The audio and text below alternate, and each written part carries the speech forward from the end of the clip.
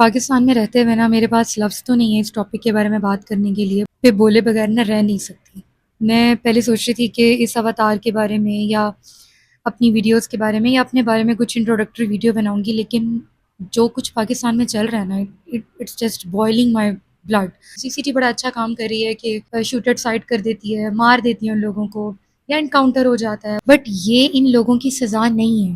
میں 2 بیٹیوں کی ماں ہوں اور مجھے پتا ہے کہ یہ ان لوگوں کی سزا نہیں ہے۔ ان لوگوں کی سزا ڈیسائیڈ کرنے دی جائے وکٹم کی ماؤں کو، وکٹم کے باپ کو۔ آپ جو ایک گولی میں اس کی کہانی ختم کر رہے ہو نا، this is not fair, this is not fair to the parents. جس بروٹیلٹی سے یہ لوگ بچیوں کا قتل کر رہے ہیں نا، ان کو ایک گولی، دس از ناٹ انف۔ میں ایمفسائز اس لیے کر رہی ہوں کہ میرے اندر اتنا ریج ہو چکا ہے نا ان لوگوں کے لیے، ریپسٹ کے لیے، ملیسٹرز کے لیے، کہ میں یہ بولنا چاہتی ہوں کہ دس از ناٹ انف۔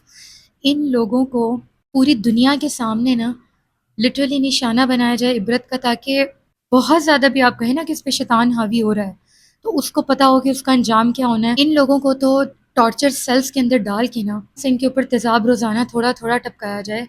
ان لوگوں کو آسانی سے تو جانے دینا ہی نہیں نا، ان کی آخری سانس تک انہیں پتا ہو کہ ہم نے کیا کیا اور ہمیں کس چیز کی سزا مل رہی ہے۔ اسلام میں if a woman does some thing, یا کوئی بھی بندہ یا بندی، موسٹلی میرڈ، پریفریبلی میرڈ جو لوگ ہیں، اگر وہ زنا کرتے ہیں تو ان کو میدان میں پتھر مار مار کے مار دیا جائے۔ اب سٹوننگ کا مطلب ہے کہ ان کی آخری سانس تک دے فیل دا پین، بٹ ہم نے یہاں پہ ایک گولی ماری اور بندے کا کام ختم کر دیا۔ دس از، دے ہاں ذرا ماں کو یہ حق کہ وہ ان کی سزا طے کر سکے۔ تو دیکھیں پھر کیسے کیسے ٹارچر ان لوگوں کو ملتے ہیں۔ کورٹ مارشل ہے وہ اس طرح کا ہونا چاہیے کہ یہاں سے یہ کیڑے مکوڑے ختم ہی ہو جائیں۔ بچیاں ہیں نا، ان پہ توجہ زیادہ دینے کے بجائے، مطلب ان کو تو آپ دے ہی رہے ہو۔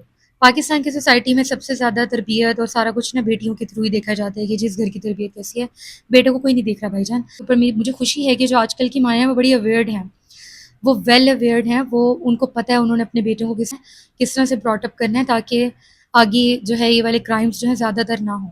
بیٹوں کی تربیت بیٹیوں کے مقابلے میں 70x زیادہ اس لیے کریں کیونکہ you have to send them into the society and they are going to represent you. میری کچھ لوگوں سے بحث ہوتی ہے اس چیز کے اوپر کہ بچوں کو مارشل آرٹ سکھائیں، بچوں کو گولی چلانی آنی چاہیے، مطلب بیٹیوں کو گولی چلانا سکھائیں گے، گھڑ سواری سکھائیں گے، سوئمنگ سکھائیں گے۔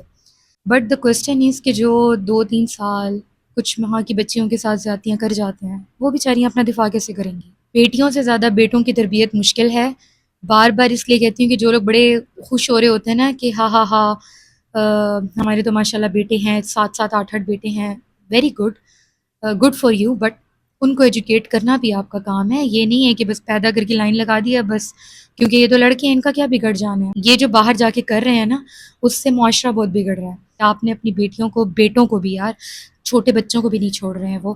آپ کہتے ہو جی وومن کی ڈریسنگ اور وومن فلان ڈھمکان، ڈریسنگ سے بات بہت آگے جا چکی ہے۔ تو بیٹے ہیں ان کو ایجوکیٹ کریں، ان کو بتائیں کہ اگر وہ یہ سب کرتے ہیں تو ان کا انجام کیا ہوگا، اور بیٹیوں کو یہ سکھائیں کہ انہوں نے اپنی حفاظت کیسے کرنی ہے، کیونکہ جو حالات چل رہے ہیں نا، یو کین ڈو نتھنگ۔